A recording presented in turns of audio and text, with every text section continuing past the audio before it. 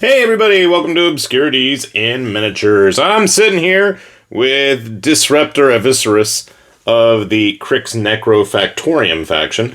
And while both of us are sitting here pondering what to start painting and where exactly the magnets are in the mail for the warjacks for my Cryx faction, I couldn't help but notice a distinct lack of stuff in that battle box. After all, you only get our Warcaster and some warjacks, and I need some meat to my faction, you know, or maybe not meat, but undead meat.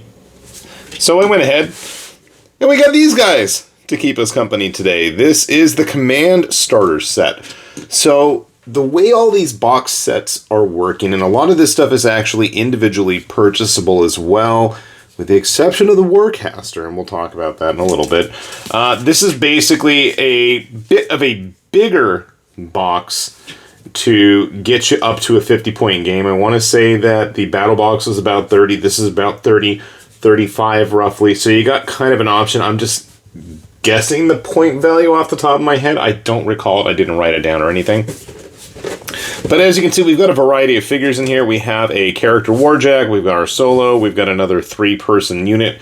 I say another one because I think my brain is still referencing the fact that I'm painting the 3-person unit from the Khador starter faction. And if you guys haven't had a chance to check out those plastics, we've got a video on that as well. And they're a really cool looking set, and hopefully I'll get to show them off soon. But in the meantime, I mean, I've always liked Cryx stuff. So, ooh, what do we got? Inside are 1, not 2, but 3 boxes. 3 boxes of mysterious parts.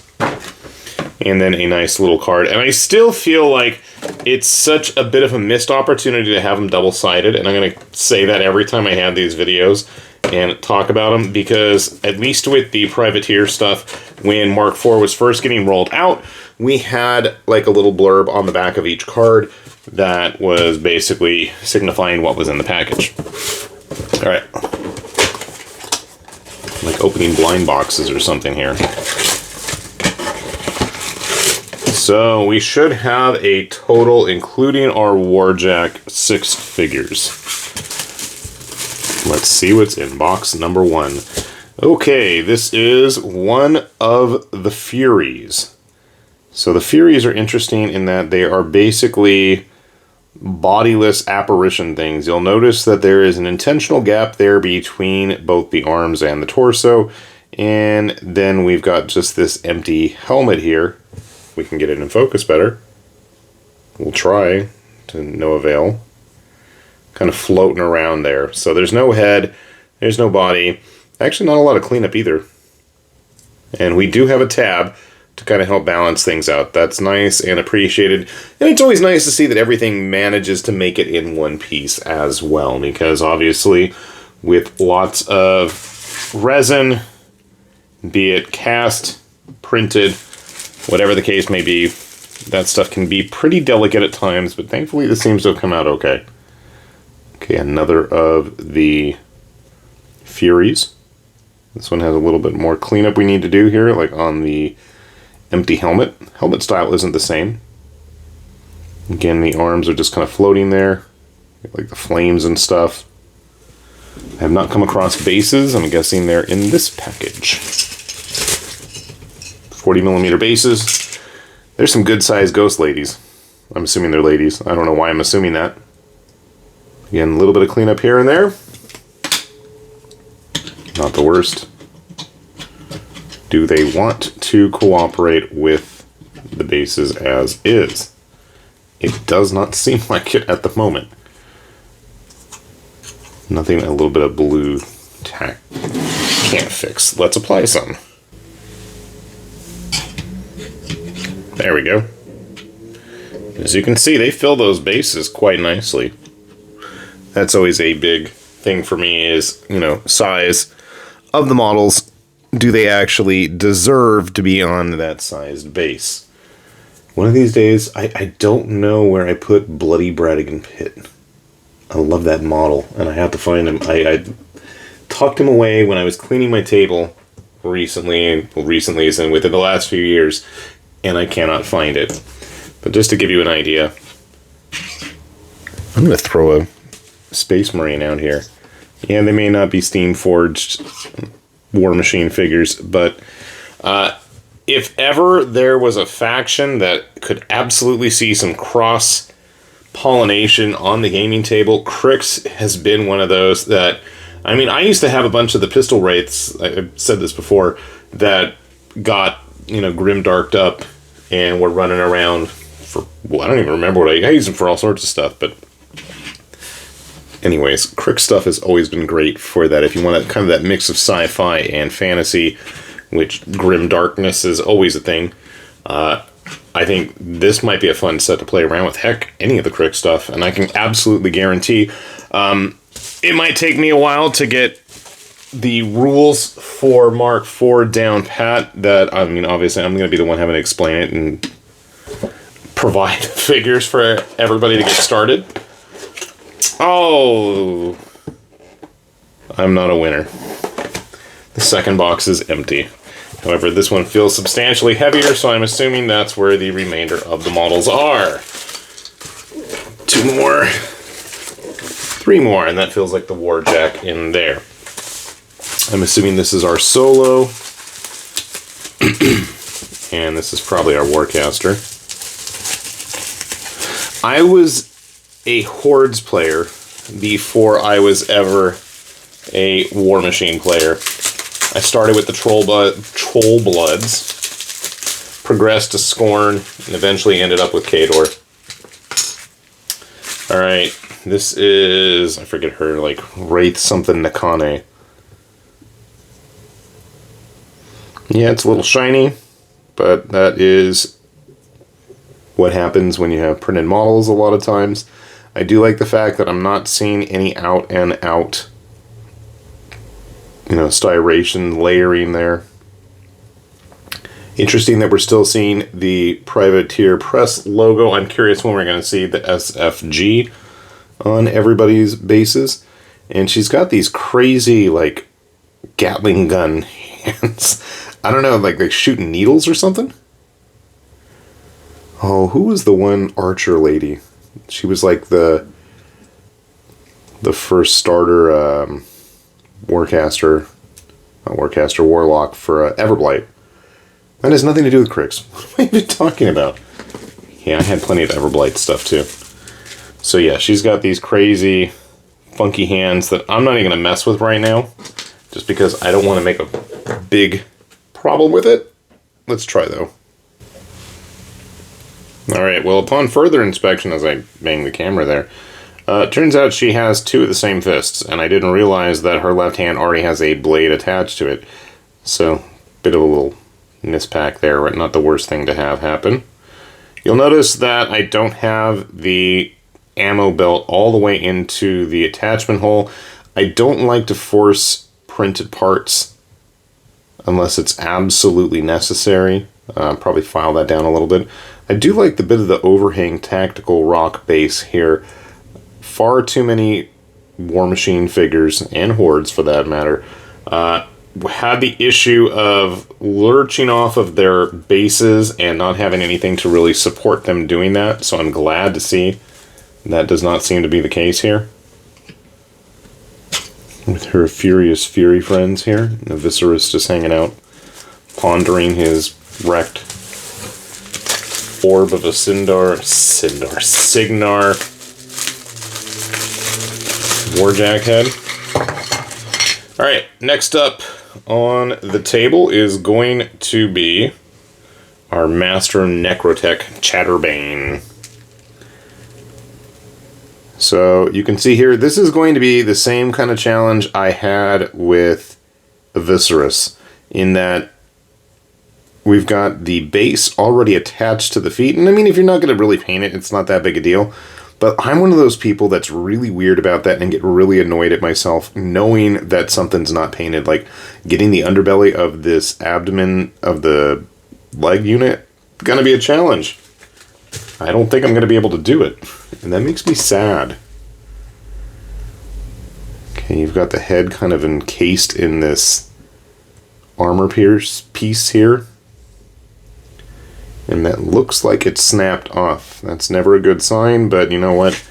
I'm hoping that the end of his staff is not going to be a major issue. That's easy enough to fix. Then putting him together. Wow, we're done. Again, if anything ever existed in this faction that would be great to play with other games, it's gonna be Cryx. I don't know where your base is, dude. Chatterbane doesn't get a... Oh, maybe it's this one? I'm like, no, there's no label on it. That's not it. I think that's one of my own bases. It's a shame about the staff, but, you know, sometimes you can't help it. Also forgot to point out the fact that he's got some kind of a ranged launcher unit there on his shoulder. I'm going to guess he probably should be on a 40mm base. Oops. Alright, and then finally we've got the Warjack, the Hades. Now this one is not going to require any sort of magnetization. I get the word out of my mouth. Due to the fact that it is a character Warjack. I don't know, that 40mm seems tiny and tight for him. He's wobbling even in agreement. Maybe it should be a 50. I'll have to double check. I cannot remember. I did look at the app. Obviously, may not be my first choices of units to use, but absolutely want to play around with the Furies. And it's always nice to have a couple of different Warcasters to goof around with. But character Warjacks are always a fun choice. Alright, what do you got for us, Hades? First, he's got some extra long tusks to show how cool he is. Sadly, my first thought was, am I going to be able to swap his parts out with the previous Warjack? I think that was the Malefactor, who's sitting right here waiting for his magnets to show up. Right off the bat, you can see totally different frames, different armor parts. Chests are a little similar, but not entirely. The Malefactor has a rounded keyed slot for the heads to fit in, while obviously we've got a rectangular one here on the Hades. Do you want to cooperate with me, please? Again, this is one of those things. I hate trying to force printed parts, even regular resin as well. And then for meeting with his friends, we've got big honky spiky claws, complete with shield. It does not want to stay in on its own. And then big cannon with very nasty looking barbed ammunition. That one's a little bit more cooperative. Let's swing him on his base here. Alright, we got Hades all slapped together with some blue tack here. As is always the case with just about every Jack, they do tend to be kind of top heavy. So be aware, make sure he's nice and supported. At least he does have both of his feet firmly on the ground. Another issue that I always had with almost every Jack. Of course, I was spoiled, and when I was running Jacks, especially with Khador, I never used any of those namby-pamby little plastic restic ones. I had me some of them big ol' extreme juggernauts. Yeah, the big extreme ones were fantastic. I loved those things, and I really, really am sad I don't know where mine is now. I'm assuming I traded it off or gave it away, and I kind of regret that now. I always wish we'd had like an extreme nightmare for Cryx. That would have been cool. We did have the Nightmare Mark II, which was nice, but so you can see it is roughly the same size and kind of silhouette as the Malefactor, or Hades here. I'm assuming it's based on the same frame. I always like when we got crazy stuff like the Nightmare, a little bit bigger, a little bit nastier, and that's kind of what I expect with the character Warjacks, but then again, you know, being a new edition of the game, more than likely it's going to have very specific rules on its weaponry and usage, but that's always been the case. Not that this current Malefactor is in any way, shape, or form a legal unit because of his loadout, but that's a whole different story. So, overall, a fun little set, and I believe, don't quote me yet, but I'm pretty sure that if you were to play a very small-scale game, like Battle Box style, you know, straight out of the package type deal, you probably could with this. much like with the actual battle box. There's not a whole lot of work needed in terms of putting things together. Yeah, there's a little bit of cleanup, but if you wanted to just set that to the side, put some glue on these figures and call it a day and, you know, get to rolling dice, I think you absolutely could, which I gotta say is a bit of a plus for those of you who are more on the gaming side of things. As I've said, I have seen firsthand, and I wish I had taken photos of it just to prove it, people playing games of Warmachine with, like, unbuilt models, just kind of like pieces piled on a base.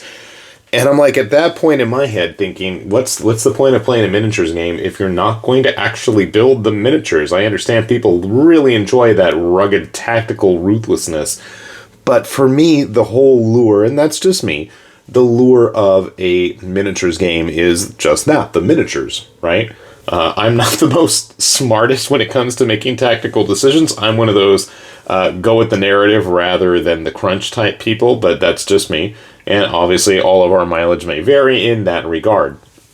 But I do love the fact that, you know, with each of these sets, you do have some very visually distinct models. So, I mean, everything here looks vastly different and functions, I would assume, differently than what's in the previous Cryx battle box, which we also have a video of if you want to check that out and see what those contents are like.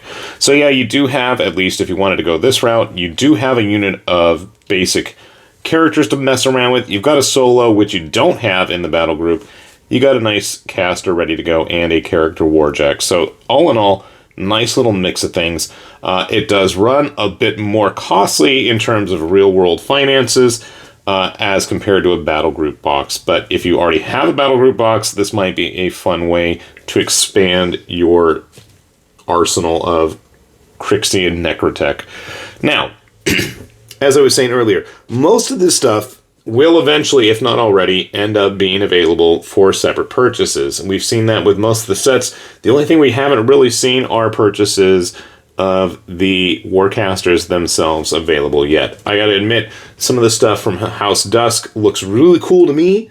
I would love to paint it, but I don't really have much interest in elves without the helmets. Like, I always loved the Retribution guys all decked out in full armor and stuff. But you know, that's just being nitpicky. And who knows, maybe someday down the line we'll see Steamforged actually get that stuff sorted out and we'll see those available as well. So overall, like, in terms of print quality, clearing my throat here, sorry. I'm pleased with what I see. There's not an absolute massive pile of support still in there, and the stuff that is looks very doable.